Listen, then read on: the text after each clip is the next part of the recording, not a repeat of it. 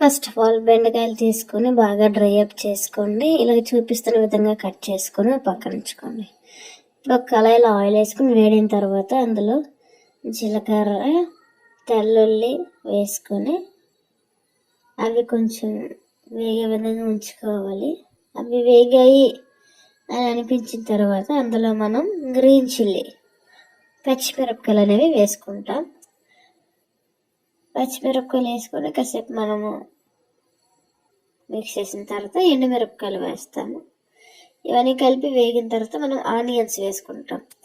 Onions వేసి బాగా కలిపి మాడకుండా జాగ్రత్తగా మిక్స్ చేస్తూ వేగినంత వరకు ఉండాలి. ఇలాగా కనిపిస్తుందిగా ఇలా వేగాలి.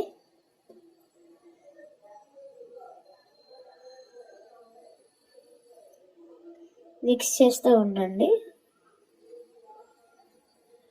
నెక్స్ట్ మనం ఇందులో కట్ చేసి పెట్టుకున్న బెండకాయలు, మనం ఫస్ట్లో కట్ చేసుకున్నాం కదా, ఆ బెండకాయలన్నీ వేసేస్తాము.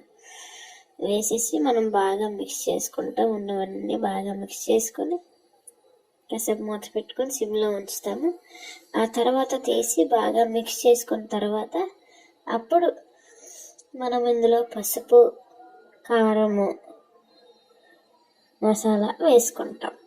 సరిపడినంత కారం వేసుకోండి, కొంచెం పసుపు వేసుకోండి, మసాలా మీకు ఎంత ఓకే అయితే అంత వేసుకోండి.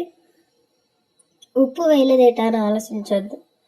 బాగా ఫ్రై అయిన తర్వాత లాస్ట్లో మనం ఉప్పు అనేది వేస్తాము.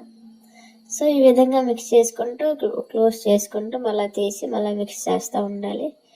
కొంచెం వేగింది అని అనిపించగానే అప్పుడు మనం సాల్ట్ వేసుకోవాలి. సరిపడినంత ఉప్పు వేసుకొని మిక్స్ చేసుకొని మళ్ళీ ఫ్రై చేస్తూ మళ్ళీ కలిపిన తర్వాత మూత పెట్టుకోవాలి.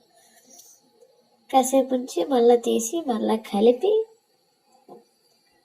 బాగా వేగింది, మీకు సరిపడినంత వేగింది అంటప్పటికి ఆఫ్ చేసేయండి. Thank you friends. సబ్స్క్రైబ్.